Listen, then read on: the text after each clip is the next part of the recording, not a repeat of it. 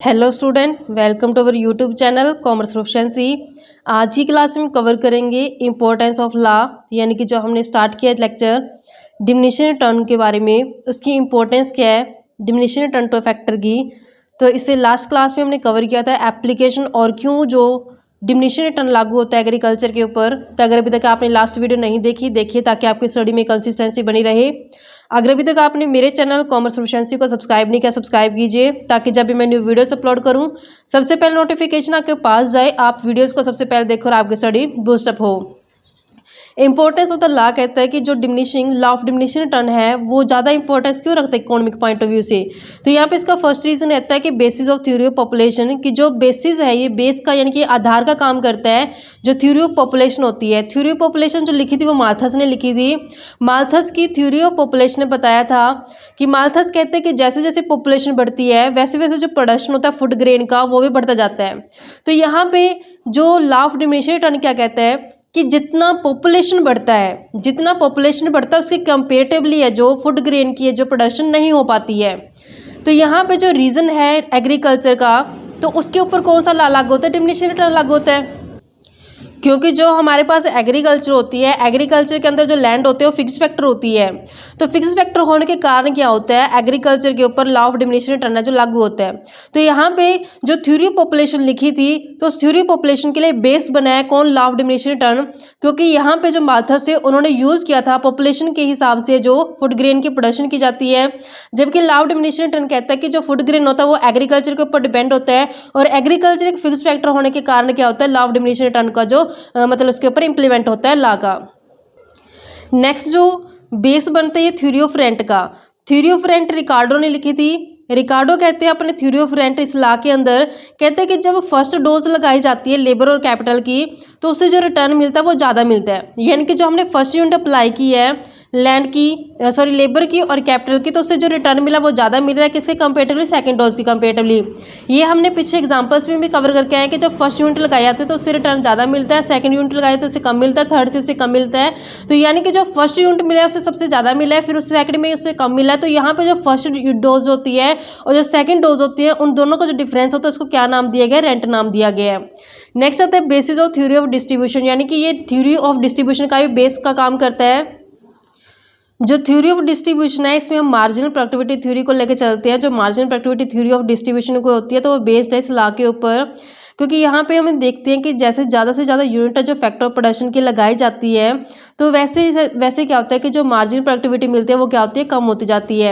यानी कि जैसे जैसे हमने unit of factor of production को बढ़ाया है वैसे वैसे जो मार्जिनल प्रोडक्टिविटी क्या मिली है, कम मिली है, डाउन जाती है, डिमिनिश होती जाती है। इफेक्ट क्या पड़ता है कि इसे जो पर यूनिट शेयर होता है टोटल प्रोडक्शन का वो भी क्या होता है, कम होता जाता है। यानी कि जैसे जैसे हमने एक्स्ट्रा फैक्टर ऑफ प्रोडक्शन को बढ़ाया वैसे वैसे मार्जिनल प्रोडक्टिविटी भी कम हो गई है और जो टोटल प्रोडक्शन होता है वो भी क्या होता जाता है, डाउन चला जाता है।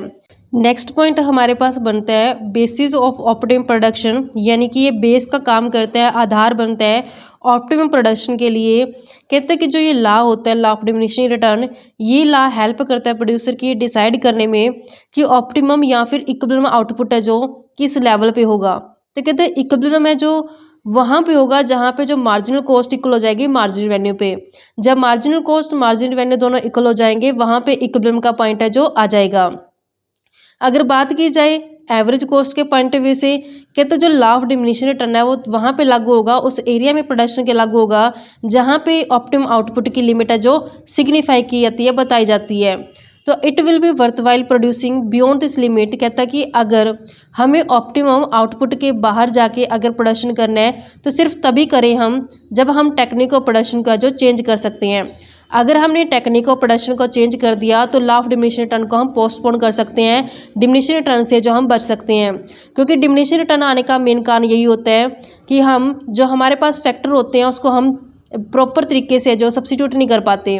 अगर हमने देखा कि जिस फैक्टर के कारण है प्रोडक्शन है जो डाउन गया है, अगर वो प्रोडक्शन डाउन गया है उस फैक्टर को हम रिप्लेस कर दें यानी कि अगर टेक्निक के कारण जो प्रोडक्शन डाउन गया है तो हम बढ़िया टेक्निक को यूज़ करेंगे, तो इससे हम जो लॉ ऑफ डिमिनिशिंग रिटर्न से बच सकते हैं। तो जो ये लाई अंडरलाई करते हैं significance of improve technique of production, कहते हैं अगर हमने बढ़िया टेक्निक की प्रोडक्शन की मतलब बढ़िया टेक्निक का यूज़ करके प्रोडक्शन किया तो हम जो पोस्टपोन कर सकते हैं लॉ ऑफ डिमिनिशिंग रिटर्न को, क्योंकि बढ़िया टेक्निक का प्रोडक्शन करने से रिजल्ट क्या होगा कि आउटपुट बढ़ जाएगा और जो कॉस्ट क्या आएगी, कम आएगी।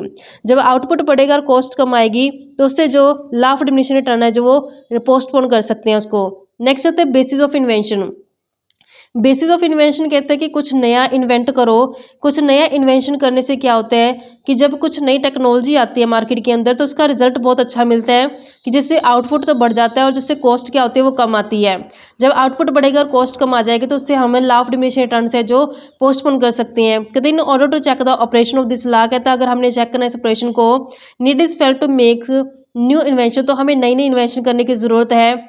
It is to counter the operation of this law that new technique of production are invented, कहते हैं कि हम इस ऑपरेशन लॉ को हटा सकते हैं अगर हमने नई नई टेक्निक ऑफ प्रोडक्शन को क्या कर लिया, इन्वेंशन कर लिया।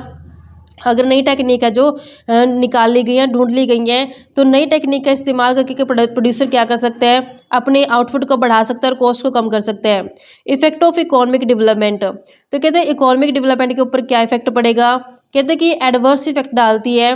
जो जैसे लॉ ऑफ डिमिनिशिंग रिटर्न लगता है तो उसका नेगेटिव इम्पैक्ट पड़ता है लोगों के जो लिविंग स्टैंडर्ड होते हैं उसके ऊपर। कहते हैं रिकार्डो के हिसाब से जो operation of this law is responsible for the stationery state, कहते हैं कि ऐसी स्टेट पे आकर के हमारी कंट्री स्टॉप हो जाती है, उससे आगे नहीं बढ़ पाती जब लॉ ऑफ डिमिनिशिंग रिटर्न है जो लागू हो जाता है। The more of the country succeed in checking the operation of this law, the more beneficial will it prove for the economic development।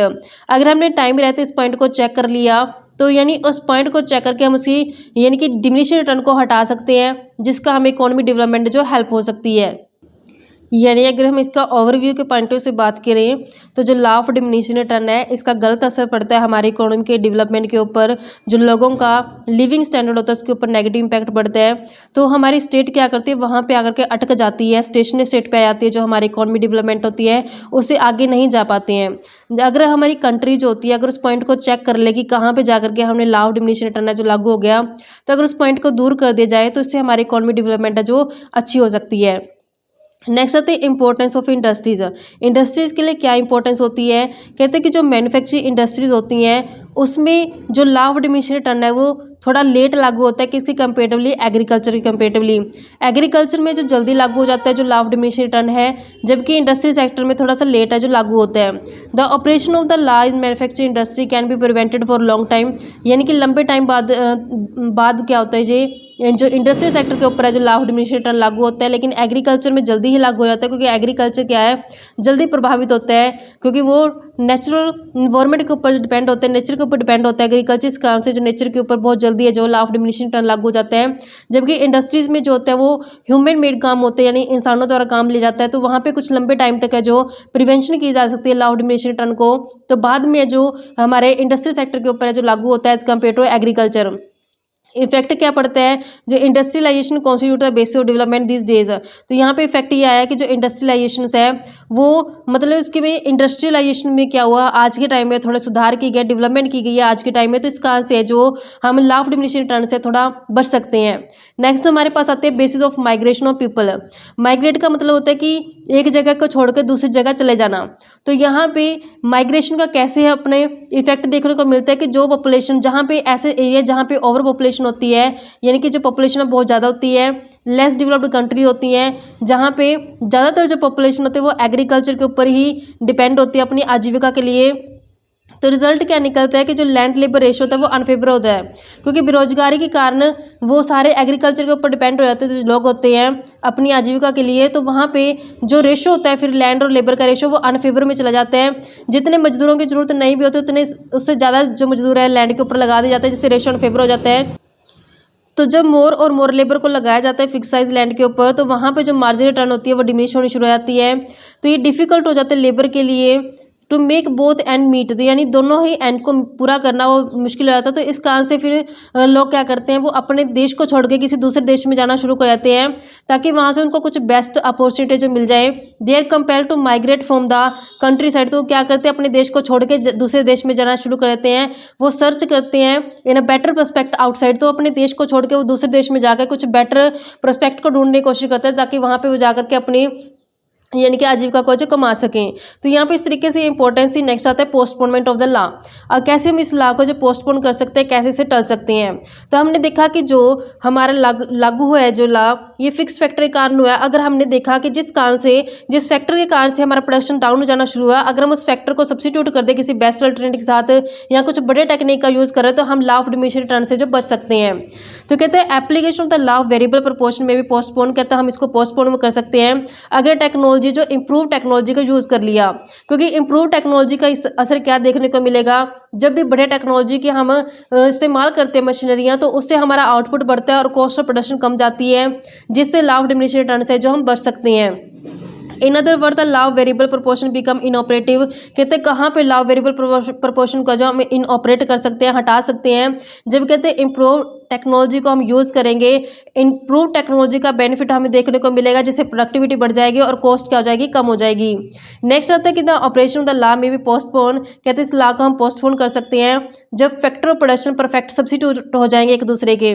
जब भी फैक्टर ऑफ प्रोडक्शन सब्सिट्यूट हो जाएंगे, तो सब्सिट्यूशन के कारण जो होता है लॉ ऑफ डिमिनिशिंग रिटर्न को जो हम पोस्टपोन कर सकते हैं। क्योंकि हम देखते हैं कि फिक्स्ड फैक्टर होता है जो, उसके कारण जो ये लॉ जो लागू होता है, अगर हम उस फिक्स फैक्टर का सब्सिट्यूट ढूंढ लेते हैं, तो उस फिक्स फैक्टर की जगह उसका सब्सिट्यूट यूज करके हम इंक्रीजिंग रिटर्न का जो अचीव कर सकते हैं। कहते हैं सिचुएशन में जो लिमिटेशन होता है फिक्सिटी ऑफ फैक्टर की डज नॉट एग्जिस्ट, तो यहाँ पे जब परफेक्ट सब्सिट्यूट अवेलेबल हो जाएगा, तो उस केस में क्या होगा, जो फिक्सिटी होती है जो फैक्टर की, वो एग्जिस्ट नहीं कर पाएगी। क्योंकि हमने देखेंगे कि किस फैक्टर के कारण है जो लॉ ऑफ डिमिनिशिंग रिटर्न लागू हुआ, तो वो जो लागू होता है वो फिक्स फैक्टर के कारण लागू होता है। अगर उस फिक्स फैक्टर का हमने सब्सिट्यूट अवेलेबल कर लिया, तो उसको सब्सिट्यूट करने के कारण है जो फिर हमें इंक्रीजिंग रिटर्न जो अचीव हो जाएगी, तो उस केस में फिर हम लॉ ऑफ डिमिनिशिंग रिटर्न से जो पोस्टपोन कर सकते हैं। तो इस तरीके से बच्चों ये हमारे पास टॉपिक बनता था। इसी के साथ जो हमारा टॉपिक बनता है law of diminishing return to a factor cover होता है। नेक्स्ट हमारा टॉपिक स्टार्ट होगा नेक्स्ट क्लास से रिटर्न टू स्केल। तो ऐसे ही रेगुलर वीडियो देखने के लिए आप मेरे चैनल कॉमर्स प्रोफिशिएंसी को सब्सक्राइब, लाइक एंड शेयर करें।